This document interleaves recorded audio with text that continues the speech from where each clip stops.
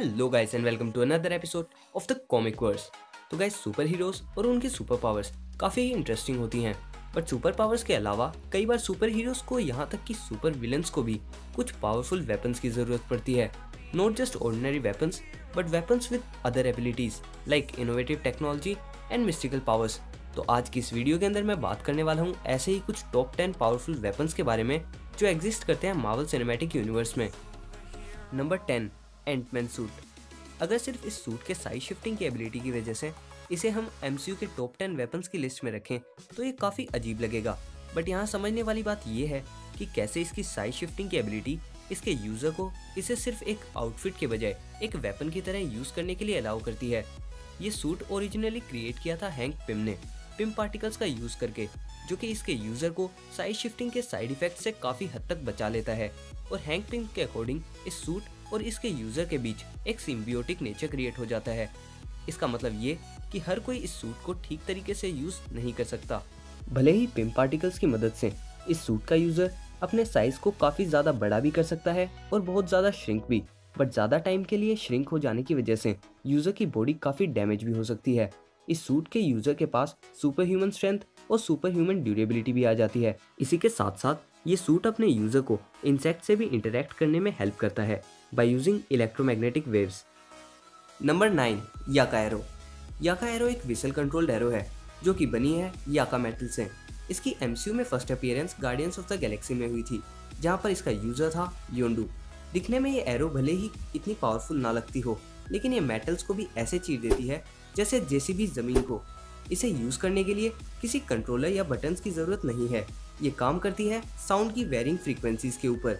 इसका मतलब ये कि इसे यूज़ करने के लिए आपको अच्छा विस्लर होना ज़रूरी है। योंडू एक काफ़ी अच्छा विस्लर है, इसलिए याका एरो उसके लिए काफ़ी ही स्ट्रॉन्ग वेपन है।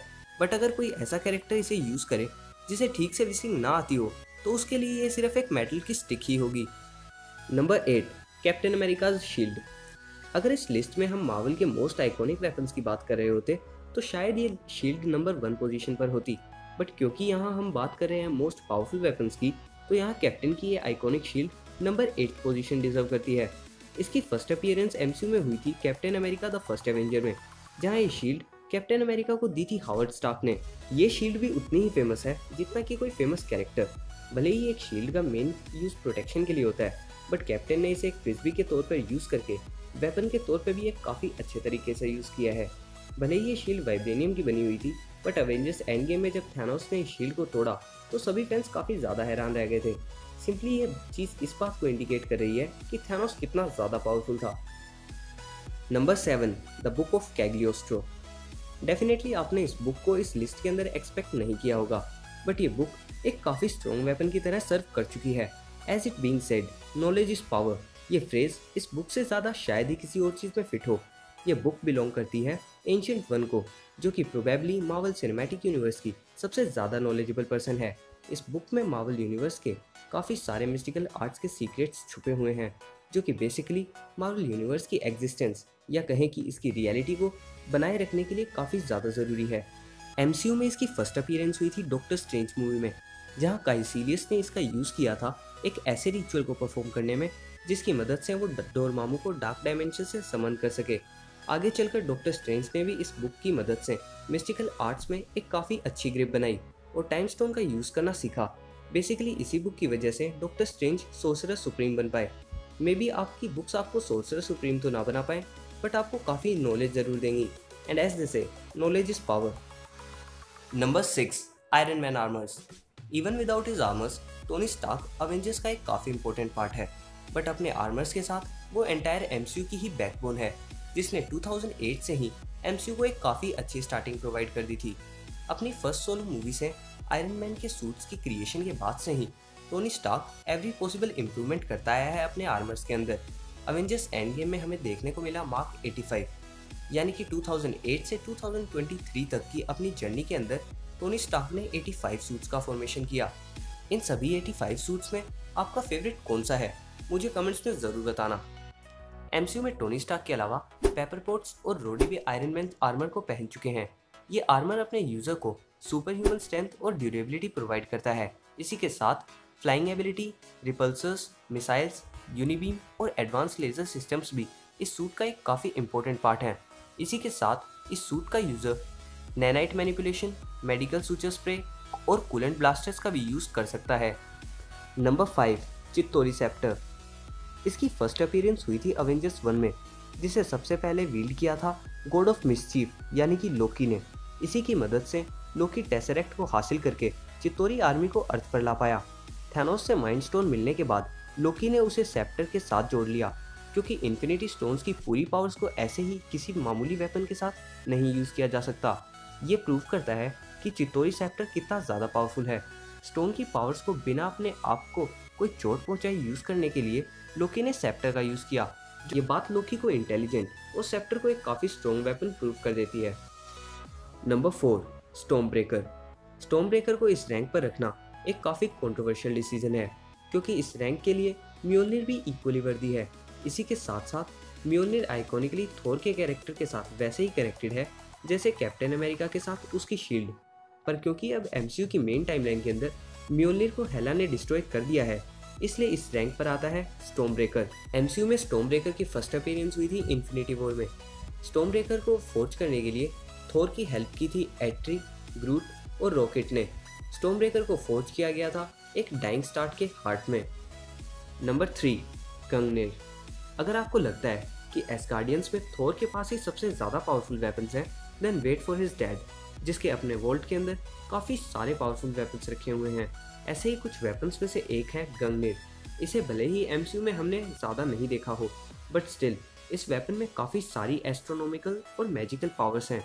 ये स्पीयर बिलोंग करता है एस्गार्ड के रूलर को, यानी कि पहले ये बिलोंग करता था ओडिन को। लोकी और थोर भी कुछ समय के लिए इस स्पीयर को वील्ड कर चुके हैं। अब क्योंकि ये स्पीयर एस्गार्डियन रूलर को बिलोंग करता है और एंड गेम के अंत में हमने देखा कि थोर ने वैल्करी को एस्गार्ड की क्वीन बना दिया था, तो शायद एमसीयू में आगे चलकर गंगनीर हमें वैल्करी के पास दिखाई दे। माना कि ये ज़्यादा पॉपुलर वेपन नहीं है, बट अगर हम यहाँ बात कर रहे हैं स्ट्रॉन्गेस्ट वेपन्स के बारे में, तो गंगनीर डेफिनेटली स्टॉर्म ब्रेकर के ऊपर ही बिलोंग करता है। Number 2, eye of Agamotto. Eye of Agamotto को बनाया था फर्स्ट सोर्सरर सुप्रीम एगोमोटो ने। भले ही इसकी स्पेसिफिक पावर्स इतनी ज़्यादा ना हो, बट ये इस तरीके से बनाया गया है कि ये टाइम स्टोन को गलत हाथों में से पड़ने से रोक सके। काफ़ी सारे सोर्सरर सुप्रीम्स के बाद ये वेपन हाथ लगा डॉक्टर स्ट्रेंज के। डॉक्टर स्ट्रेंज ने इसका यूज़ करके डार्क डायमेंशन के रूलर डोरमामू को अपनी डायमेंशन को बर्बाद करने से बचा लिया। भले ही ये वेपन ज़्यादा डिस्ट्रक्टिव ना हो, बट टाइम को मैनिपुलेट करने की वजह से नो डाउट ये स्ट्रॉन्गेस्ट वेपन्स की लिस्ट के अंदर नंबर 2 पर है। नंबर 1 की बात करने से पहले मैं कुछ ऐसे वेपन्स के बारे में बता देता हूँ जिन्हें मैं इस लिस्ट के अंदर इंक्लूड नहीं कर पाया। First, black hole grenades. इनकी फर्स्ट अपीयरेंस हुई थी थोर द डार्क वर्ल्ड में, जिन्हें यूज़ किया था डार्क एल्व्स ने। Second, God slayer. ये वेपन बिलोंग करता था गमोरा को। Despite it's name God slayer, MCU में ये किसी भी गॉड को स्ले नहीं कर पाया। नंबर 3, होफंड। होफंड की फर्स्ट अपीयरेंस हुई थी थोर की फर्स्ट सोलो मूवी में। इसका विल्डर था हेमडाल, जो कि इसकी मदद से बायफ्रोस्ट को समन कर सकता था। Number 4, cascade of ancient winters. इसकी फर्स्ट अपीयरेंस थोर 1 में हुई, जहां ये भी रिवील किया गया कि यही सोर्स था फ्रोस्ट जायंट की पावर्स का। इन सब के बाद बारी आती है नंबर 1 की, यानी कि इन्फिनिटी गाउंटलेट। नो डाउट कि इन्फिनिटी गाउंटलेट इस लिस्ट में नंबर 1 पर है, क्योंकि जहां इस लिस्ट के कुछ वेपन्स किसी एक ही इन्फिनिटी स्टोन को वील्ड करते हैं, वहीं इन्फिनिटी गाउंटलेट सभी स्टोन्स की पावर्स को हार्नेस कर सकता है। इसकी पावर्स का अंदाज़ा इस बात से लगाया जा सकता है कि सभी इन्फिनिटी स्टोन्स के साथ इस वेपन ने हाफ यूनिवर्स की पॉपुलेशन को एक चुटकी के अंदर ख़त्म कर दिया था। इसे एमसीयू में अभी तक थैनोस, प्रोफेसर हल्क और टोनी स्टार्क यूज़ कर चुके हैं। खैर, सभी स्टोन्स को एक साथ यूज़ करना इसके बिल्डर के लिए काफ़ी ज़्यादा डेंजरस हो सकता है।